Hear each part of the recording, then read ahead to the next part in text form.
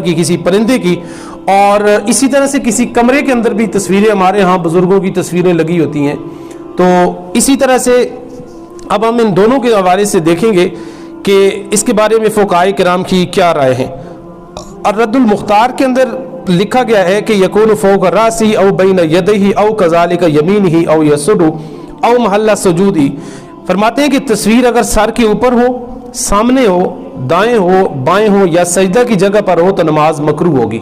اگر سامنے ہو بالکل یا سجدے والی جگہ پہ ہو، دائیں بائیں ہو تو وہ مکروہ ہوگی.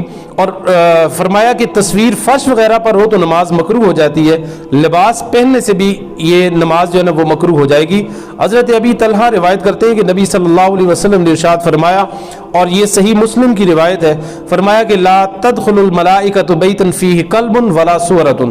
فرمایا کہ وہ گھر کے جس کے اندر کتا ہو یا تصویر ہو، اس گھر کے اندر